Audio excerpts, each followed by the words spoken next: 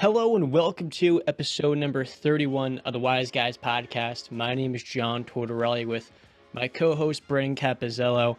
A lot of fun stuff to talk about this week in the NFL and in the NBA. Week 4 is going on right now. We have the Packers and the Patriots in overtime. Mason Crosby, he's again iced, it looks like. Oh, I'm behind you on the stream. So your Patriots start 1-3 with my Pittsburgh Steelers, huh? Today we're going to be talking about the state of the AFC North, Kenny Pickett being thrown in with a few interceptions we'll talk about. We have the Josh Allen. Brennan, he's making his first big-time win a specific way.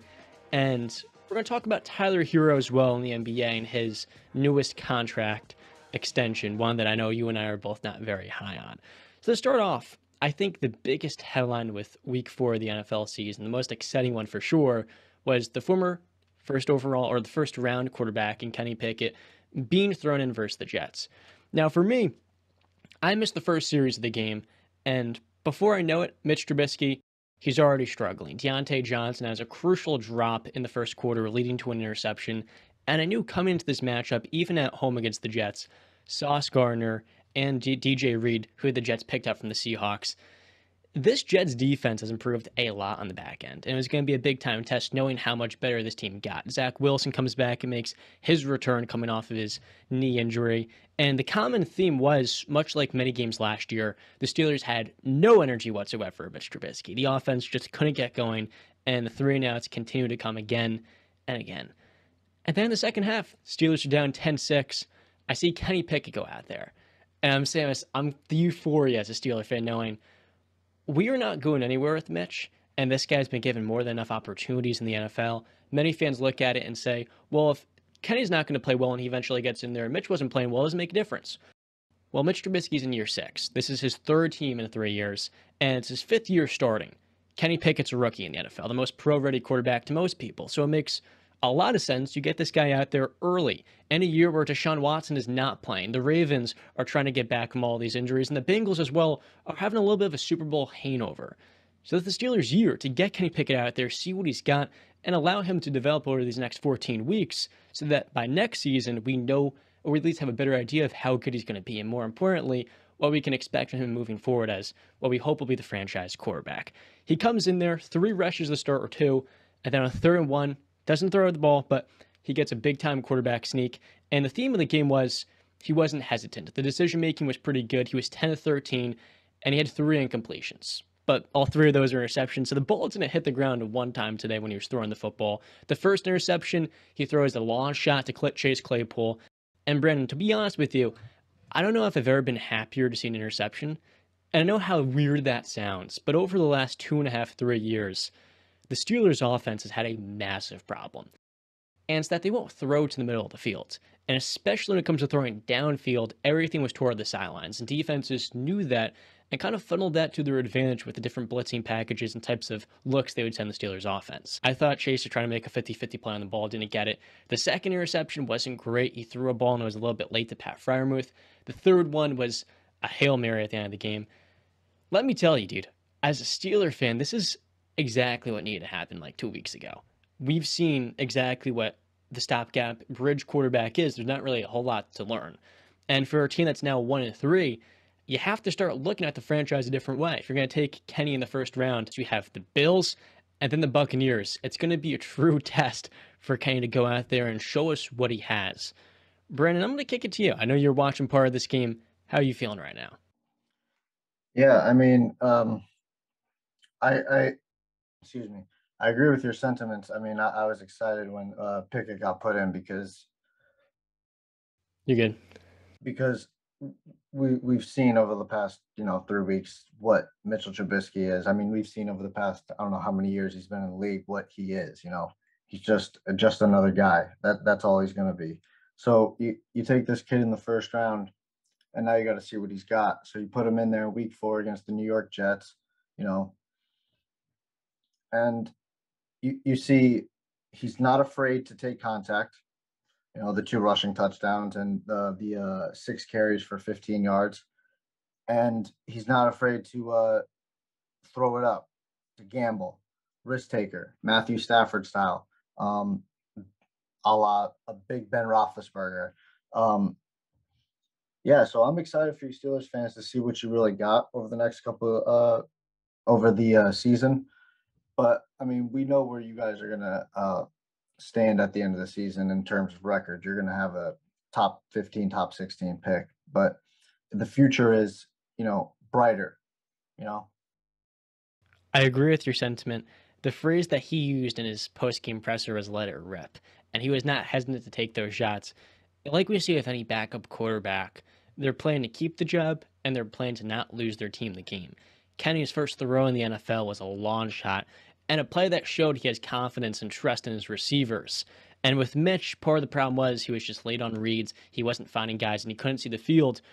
With Kenny, we're seeing glimpses of he's going to let it rip. He's going to actually not be hesitant. He's going to use his leg, something he did in college, though he's in a more so a pro style offense. He had 2 rushing touchdowns in this game in the red zone, and that's big time for the Steelers, knowing that this guy can make plays using his legs. And after the game, what I absolutely loved, one of the reporters asks him, as a quarterback, when you see all that pressure coming, are you afraid of taking the hit? And he goes, look, man, it is what it is. It's in the job description. And it was just the perfect response. And for the Mike Tomlin, newest franchise quarterback, we hope to give that type of response. It was just perfect, short and simple and to the point. And I'm excited just because the Steelers offense needed a spark. And Heinz Field, it was dead. It was like many games the past couple of years were getting killed against a team that's not very good. The Jets had made a ton of progress. Their offense has talent all over, and the defense, like I was talking about before, has some playmakers on it. But like the Steelers are a better team than the Jets. We know that what the Jets are, it's a 6, 7 win team at best. The Steelers are trying to make the playoffs.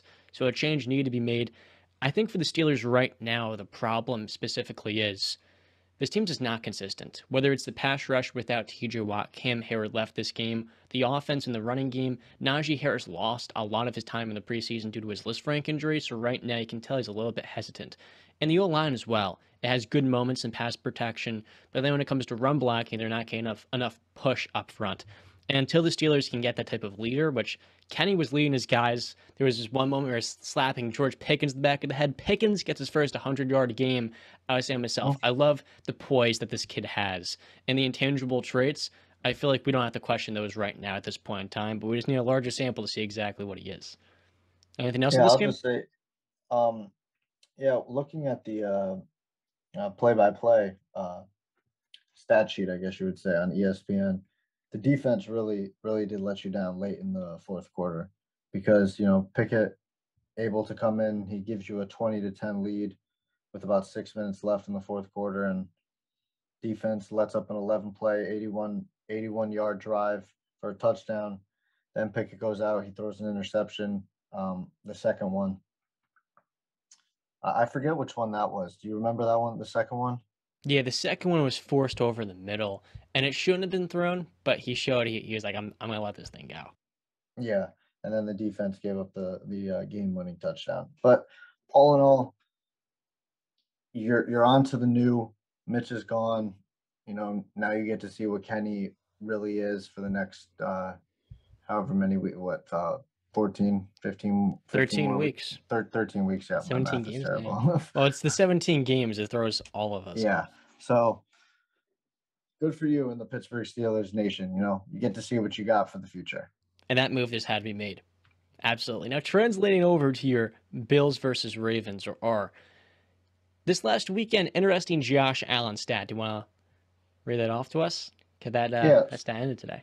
well, I'll let you guys know that Josh Allen and the Buffalo Bills, since the beginning of the regular season in 2021, is 0-7 in one score games. So this game, obviously, when we talked about it on Thursday morning, you guys both said it was going to be a close game, a one-score game. I thought as well, but I picked Baltimore. You guys picked the Bills, and then I read you guys the stat, and there was no concern for you guys. Well, I come to bring to you that Josh Allen really didn't play that well this afternoon.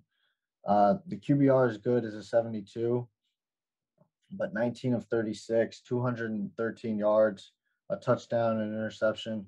Of course, the 11 carries, 70 yards for and a touchdown. But again, late in the game, there were so many mistakes made, except for the fact that at the end of the game, like the literal last what would you call it, sequences of the game. Baltimore is driving down the field. They're at first and goal, second and goal, and instead of taking the 3 points and taking the lead, you know what I mean? Because it's 20-20 at this time. There's 4 minutes left in the game. You're at the 2-yard line. John Harbaugh, you know, like I tweeted, I was like, I'm taking the points in this moment in time. I'm taking them just because you think about where you are in the game. It's 20-20, 4 minutes left in the fourth quarter. You got to points at this point are invaluable and priceless, and you got to take them when you get them. And they went for it on fourth down. It wasn't a very good play. Lamar Jackson backed up a lot. He didn't roll out really. It was more like he was just taking steps back, threw it up to Duvernay.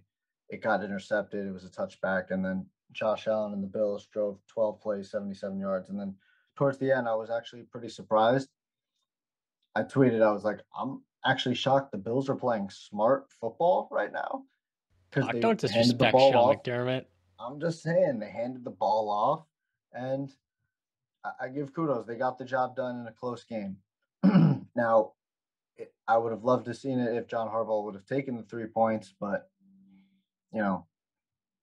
it didn't happen, and this was the outcome. But another thing that happened, when Duvernay took that first long run when they were like inside the 10-yard line or something like that, I think there was a lot of discussion and argument. I'm pretty sure Marcus Peters and John Harbaugh got into it on the sideline. He was pissed about letting him score, letting him go. It's kind of like I immediately remember the 2011 Super Bowl, Giants Patriots, with Ahmad Bradshaw and him just like sitting right before the goal line.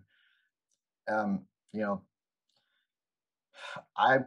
was like a minute and 20 seconds left when that happened. I kind of agree with whoever was on the side of letting him score, giving Lamar about a minute and 20 left. Probably would have had maybe a timeout.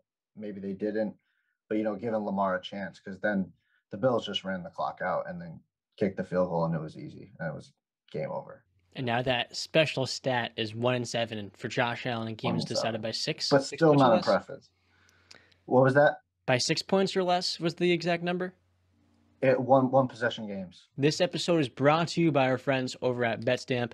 BetStamp is North America's top all-in-one platform for sports betting, getting the best available odds. You can find it in all one place. You can track bets when it comes to just knowing exactly what the market is, see through the app exactly whatever it is that you may want. And most of all, like Brand always says, the app is 100% free. Try it for yourself. And when you do, be sure to use the referral code at WiseGuys. That is WISEGUYS.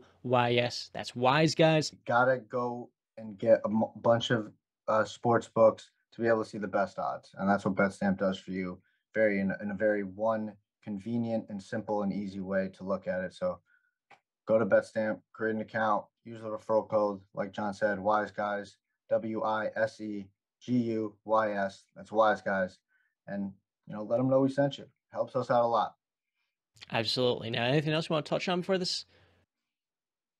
Before we move on, with Josh Allen, right? You were saying? Yeah.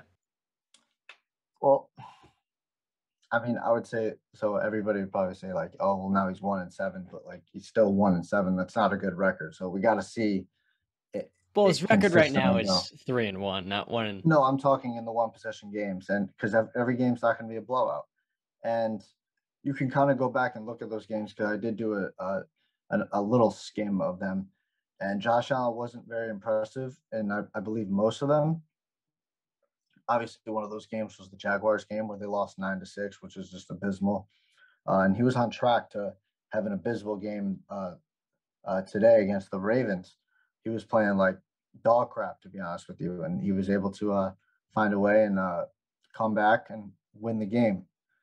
Again, Harbaugh kind of made a blunder, but the Bills won the game. He talked about smart football. Harbaugh talked about in the post-game presser, kind of questioning the decision to not go with the field goal there in that instance. But for the Bills to beat a team with the Ravens' caliber, with how hot Lamar has been playing, it wasn't the best day for him. He didn't go off for 325 yards like he did last week, only 144 passing and 73 rushing. But these are two of the top teams in the AFC, and in my opinion, the biggest dark horse and the biggest favorite. So it was meant to be a great matchup, and it, in my opinion, did not disappoint at all given expectation. You want to cover the Pats-Packers game? Yeah, one more thing on the Bills game. Sure. Because I just remembered this. Baltimore Ravens pass defense has been the worst through the last, 19, 20 games that we've seen. And Josh Allen didn't play well against it. So that's a little concerning there, especially when you come back-to-back weeks. The Dolphins game wasn't impressive. This game wasn't impressive. I don't know. Who do the Bills play next week? Oh, they play you, the Pittsburgh Steelers. Okay. Yeah, TJ Watt's not going to be there, so we'll see. If he doesn't have a good passing day with Josh Allen, that's 3 straight games where he has a below average passing game against, defenses that aren't really held into the highest regard in pass defense this year, at least. Marlon Humphreys, though, I did see a stat that he's like one of the highest rated cornerbacks, like individually, for Pro Football Focus. So he's doing his job. The other He's a guys top corner, and yeah, Marcus those Williams is a stud. I think with him and Marcus Peters getting healthy as well, you have those rookies and all those young players. They're going to take some time to marinate and really become a high-level unit. But with all the talent on that end, they're going to be pretty good defensively. It's just going to take probably until the end of the season. That's when it matters most. On to Green Bay? On to Green Bay, New England. Joining my Steelers in the 1-3 tier, huh? Yeah, I mean, I'm not as disappointed, to be honest with you, because I've kind of moved my mindset into we're getting a top pick next year because Mac Jones is going to be out for a while. I don't believe the day-to-day BS that Belichick's trying to feed us. It's a severe high ankle sprain. And it wouldn't be smart to bring him back this early. It just wouldn't. It really, in terms of a business move, that would just be kind of stupid and irresponsible because you would be jeopardizing one of your biggest investments of the last, 20 years since Tom Brady. And he wasn't even a big investor because he was a 6th-round draft pick. So, Brian Hoyer got injured. I don't remember what quarter. I think it was either late first or early second. He was actually looking solid. I didn't get to see that much of him because there were a couple other games going on that were flipping back and forth.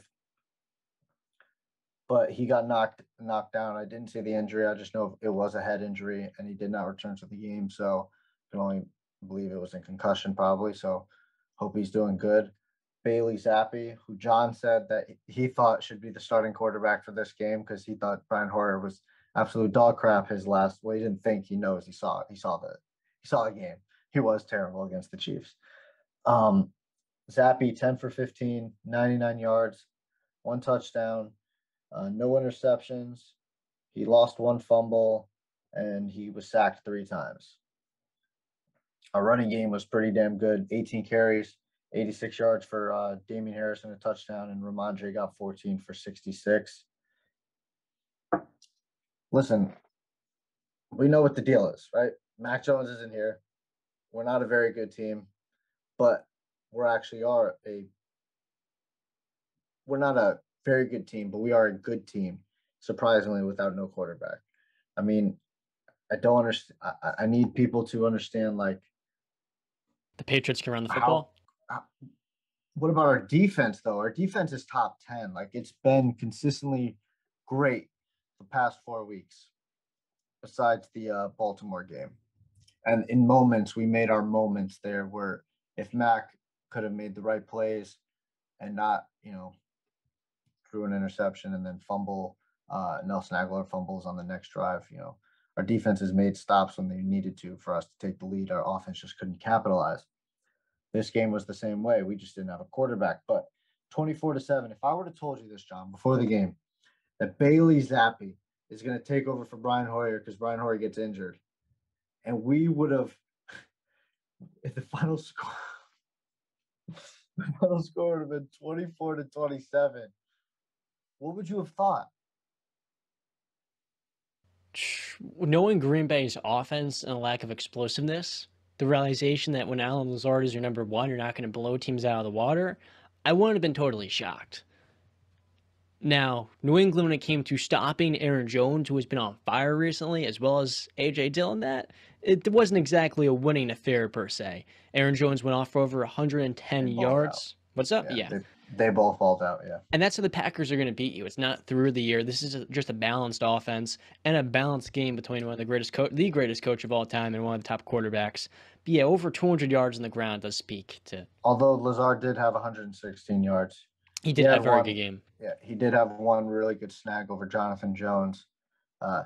Jonathan Jones is kind of he played very good defense on that throw. It's just when you're giving up 7 inches of size, he's 5'10" versus 6'5". It's hard to do that. I do got to say, Aaron Rodgers. I think the stat was for the second time in his entire career in Green Bay, in Lambeau Field. This is his second ever pick six thrown. And that was Jack Jones out of Arizona State. He went to a couple of colleges, Arizona State, Jack Jones. And I looked him. I looked Googling up it currently. A couple of his stats. So I believe at this point he's got was it 16 turnovers in his entire career, whether that be interceptions or forcing a fumble. So this guy knows really how to get after the ball. That showed and the play he made to pick Rodgers off and take that pick six. I don't know if you saw it, John. Did you see? Were you able to catch that pick six? I saw the highlight. I didn't catch it live. It doesn't matter. The highlight still does it justice. Jack Jones jumps the route.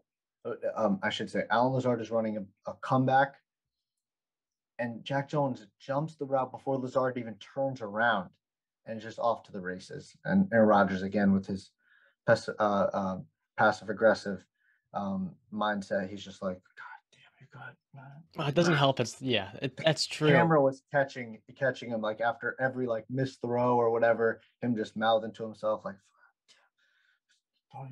told you to go. A culmination of an impatient rookie, a culmination of an impatient Hall of Fame quarterback, Allen Lazard, and a great play by the defense. Now, Romeo Doubs got into the end zone for a second straight week, and the Packers are going to be moving on to New York Giants next week. 2 3-1 football teams, and let me tell you, I have no idea how the Giants got here, but they have. And is it Dobbs? It's Dobbs, right? Dobbs. Okay, because there's a U in it, so it makes you think it's something Silent, else. Man. But yes, sir. Yeah. All right. So Dobbs, he did have some blunders.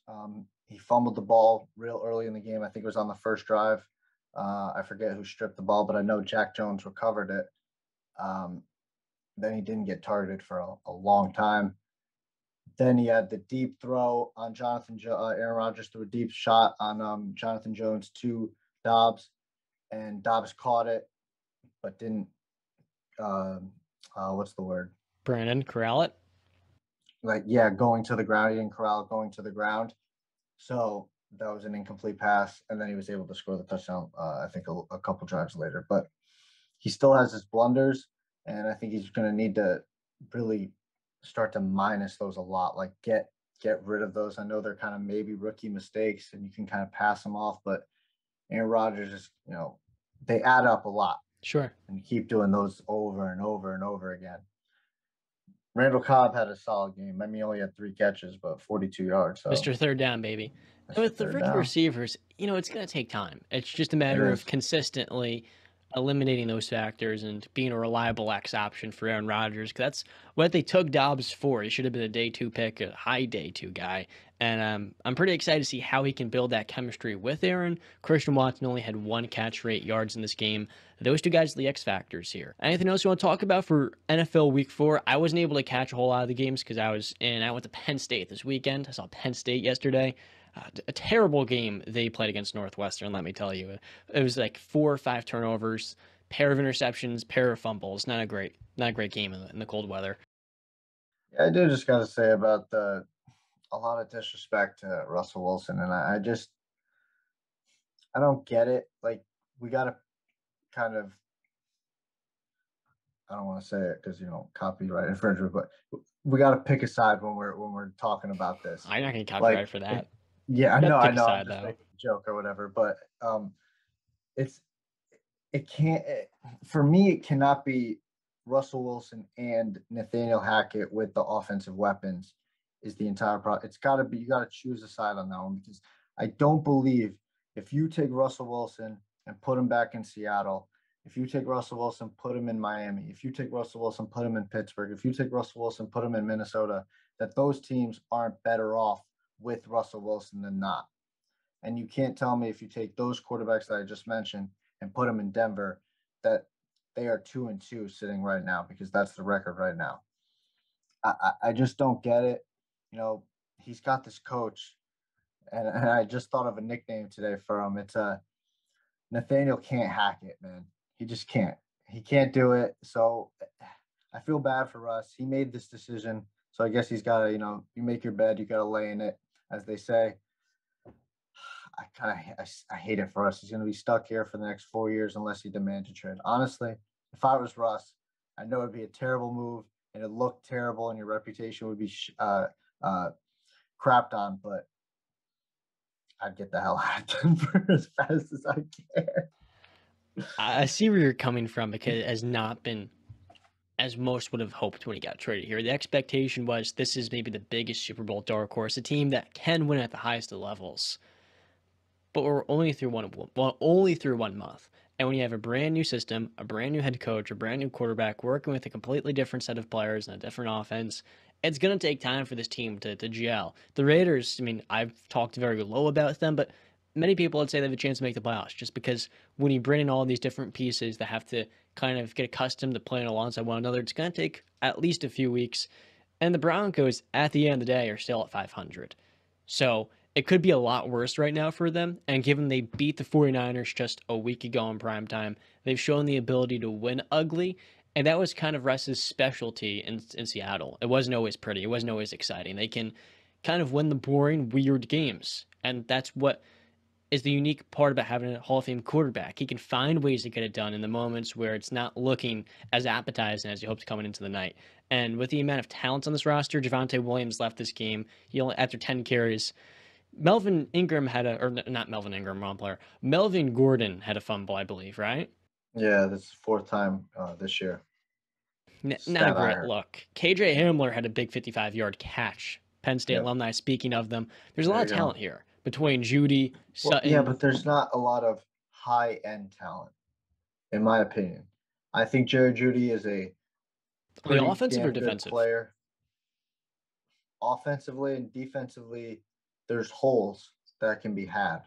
But offensively, Jerry Judy, he's a pretty good player, but he's not a CeeDee Lamb.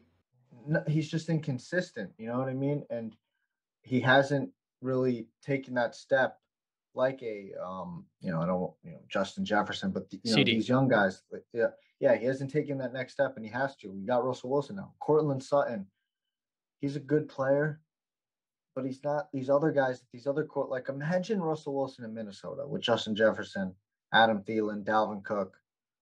Imagine competent coach. Yeah. Imagine if he was in Pittsburgh with Deontay Johnson. You have a lot of Claypool, issues right now. And Pickens and Freiermuth and Najee Harris and Mike Tomlin as his head coach. I'm just saying, you can't put it on Russ. You can put the decision to go there on Russ. But listen, his hands are clean, in my opinion, of this mess. His hands are clean. Well, he can definitely do a better job as well. Now, moving one last thing. I don't think Russ is quite the player he once was either 3 or 4 years ago, even like 6-7 years ago. His athleticism, his ability to scramble, though he had a couple of scrambles and keepers in this one, he's just not exactly quite the player he once was. Still a top 10 quarterback to me, but I'm not looking at him as a top 5 guy every other week. I'm looking at him as like, an above average to pretty good starter. So the news of the hour, the name of the hour is Tyler Herro. After a long standoff, we knew if Tyler was going to get a contract extension, it would have been right around when training camp is starting. And once you know it, Tyler Herro gets a 4-year, $120 million extension with $10 million add-ons to that in incentives. And let me tell you, Brandon, I think the Miami Heat just dug themselves into a massive hole. When you look at the money they hand out last offseason, Duncan Robinson, 4 years, $64 million. Kyle Lowry, 2 years, $58 million. The great addition, PJ Tucker, opted out of his player option and left to go to a opposing contender in Philadelphia. The Heat got worse this summer by not replacing PJ with a Jay Crowder, at least not yet. And when I look at this Tyler Herro extension, I want to get your reaction as a Heat fan. But ultimately, this is not great, and it was kind of a you couldn't really win here, no matter what was the case. Yeah, we were pretty handcuffed in this situation. Nothing much we could do. Like I've talked about previously, it was coming down to the wire. Either you got to trade him now, which I don't think you're going to get much for, and what is there out there that you can get for him, or you got to keep him. And if you keep him, you have to sign him to the extension because you're just going to lose him at the end of the offseason for nothing, and nobody wins there. Yeah, he's not gonna. Tyler Herro. Yeah. So my opinion of this is we had really no other choice. You can't trade him now. For how long?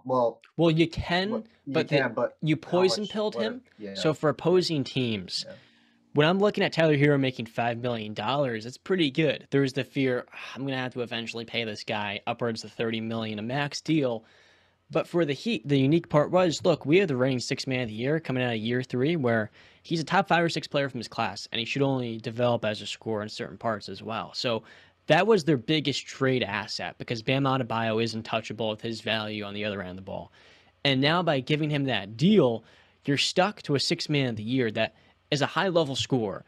But in the last 2 years in the playoffs, whether it's due to injury or him just not being a reliable or credible enough self-grader, he's shown, look, he can't fit that void. This team's biggest deficiency is dynamic perimeter creation, and this dude's a bucket. He can get a shot off from mid-range, from three-point, and he's unique, but he's not a main scorer. He's not your go-to guy. And when you're paying him $30 million, you're paying him starter money.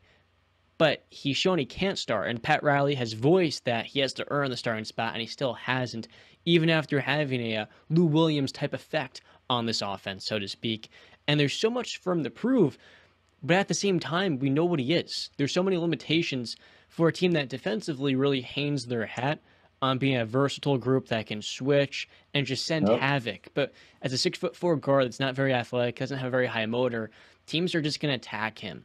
And when you have Duncan Robinson making $16 million on the books for the next 3 years, there's 2 guys now, your 2 most dynamic shot creators that open up the floor for their teammates, because Jimmy's going to need space, Bam's going to need space. They really can't play together. And you're committing almost $50 million to those 2 guys, and their trade value is very low. So there's no way of really backing out of this puddle, but this puddle could turn into a pothole for a team that has committed to so much money to guys that really aren't big-time difference makers. Yeah, I mean, it all started with the Kyle Lowry move. I knew that was going to handicap us, and it did. We're slowly getting left behind right now in the race to number 1 for the East, I should say, and it's very disappointing. I don't see any moves out there that we can make. So the future is brighter for your Pittsburgh Steelers and you. The future in Miami is a little bit dimmer, and I'm hoping for greener pastures, because it's just, I mean, I don't want to be a team that's,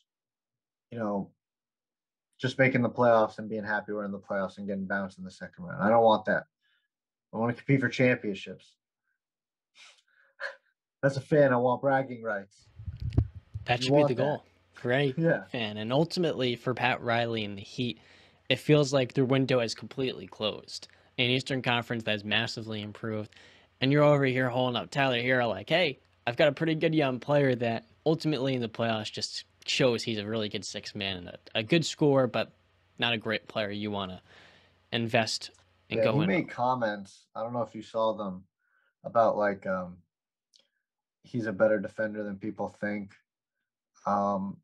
He was talking about other people around the league, I guess. He didn't specify, that are getting paid more than him, that he knows he's better than. Yeah. That's kind of like, you can see that as a little bit of a shot towards Duncan Robinson too, who's on his team. He's talking about John Morant, Luka, and Donovan Mitchell. And the funny thing is, John Morant's the new age Allen Iverson. Luka Doncic is a top 6 player in the world. Donovan Mitchell has averaged 32 points, 5 rebounds, and 5 assists in the postseason in the last 3 years, playing Yeah, through injuries. Those guys actually as the take it to number the one. highest level as the number one. Tyler Herro hasn't done that. I know you have to have confidence as a player, but objectively, if you're going to take that as fact, you're being tricked by a player that thinks more highly of himself than what he's actually shown at the Is this highest like a levels. so what would that be off the top of your head? You said 120 divided by 4 is what? 30 million. Okay, so it is 30 million. Is this a good deal or is this a bargain deal? Like With who the is in his caps draft class? So with the cap spiking in the next couple of years, next 2 years, this is going to be you're paying a guy high level starter to all star money. But with the Heat, they already have this money tie into Kyle and Duncan, and it's like Yeah. your best contract is VO for 2 years, 17 million, and you just can't add on more guys that are over. I don't like to use the word overpaid because these guys have earned their money, and good for Tyler to get his bag. Overcompensated was the type of word I'm looking for there. But his draft class. Zion, John Morant, Jordan Poole. Jordan Poole should get more money than him. So is Poole now, when he's trying to negotiate Golden State, he's going to say, give me what Tyler Herro got and a couple extra bucks. Well, I mean, now the Warriors are getting Yeah. screwed over by the Heat, so maybe this was a power play to kind of mess up a team in the other conference you're not going to see in the finals. But the other guys, RJ Barrett, DeAndre Hunter, and How much did RJ get paid? RJ's was 120, Brunson's was 104, so it's a little bit more than Okay. RJ, about 10 million more in incentive. Yeah. Um, yeah, as a Miami Heat fan, you know, hope for the best, but it's not looking that good. Like 2 years ago, we were much brighter for like off the finals appearance. Miami's a first We were round looking. exit, dude.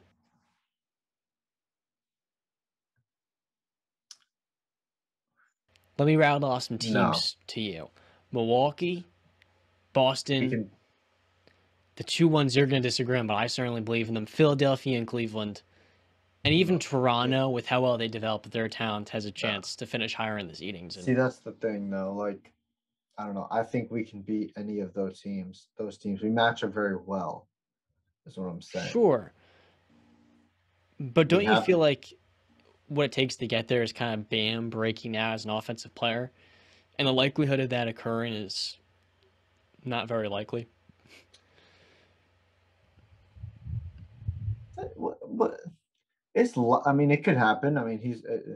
I'm hoping he's in the lab working on his shot and his offensive game. Hopefully Kyle Lowry is healthy.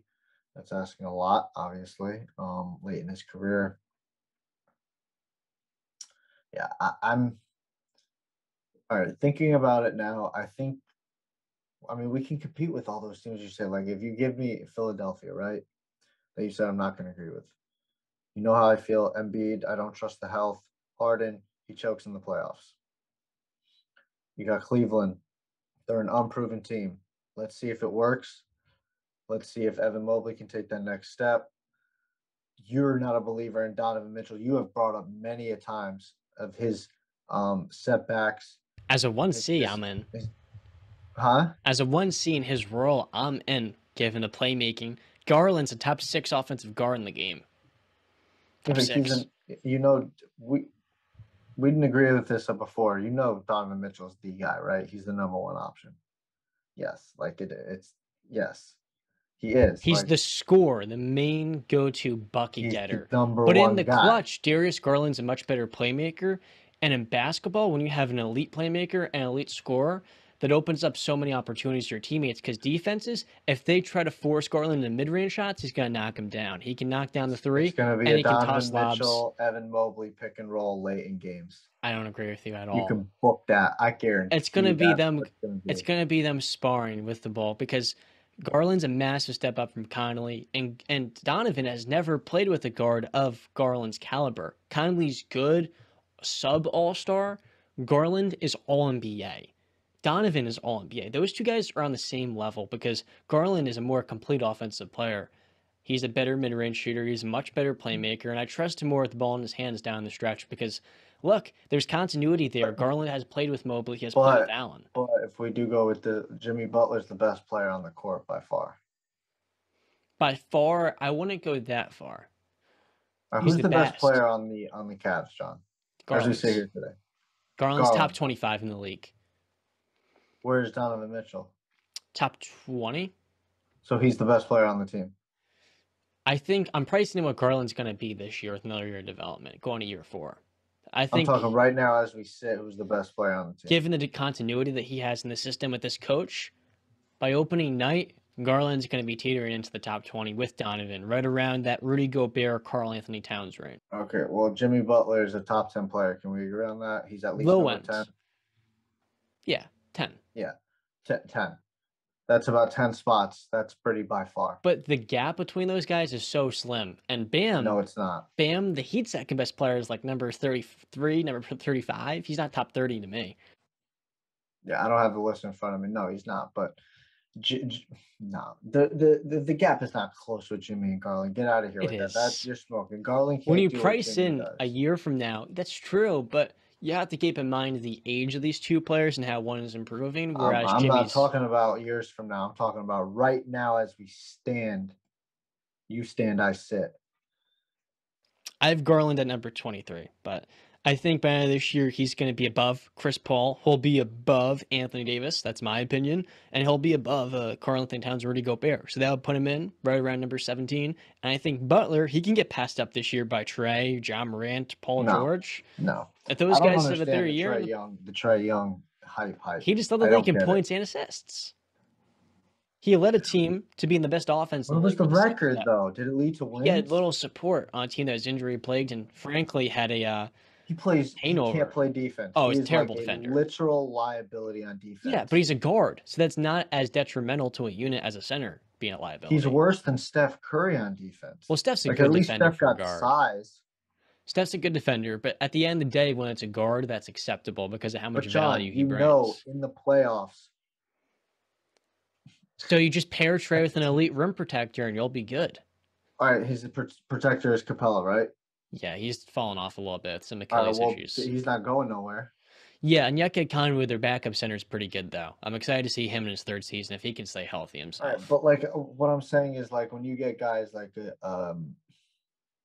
elite guards, Giannis isn't getting the ball at the 3-point line and getting a pick and getting those switches, but like a LeBron, KD, a Steph Curry, Kawhi, a KD, guys like that, they'll do that in the playoffs. They're gonna say, "Yo, whoever's guarding Trae Young, come here, pick." Now we got a defensive liability. Somebody's going it. Then you got to switch, and that creates so much trouble for Atlanta. So why do you think they went out and got DeJounte? Well, what's that going to help when he's getting picked and he's going to get picked on? DeJounte is a very good roaming defender. Onyeka is a very good roaming defender. John Collins can't play the 5. With fire, though. You are playing with fire, though. Yeah, but you surround this guy with good defenders all around, and that can be okay. And offensively, now when Trey gets double-teamed, guess who's playing off of him? An elite slasher in DeJounte who can make the right passes and not turn over the ball. DeJounte is a high-level number 2.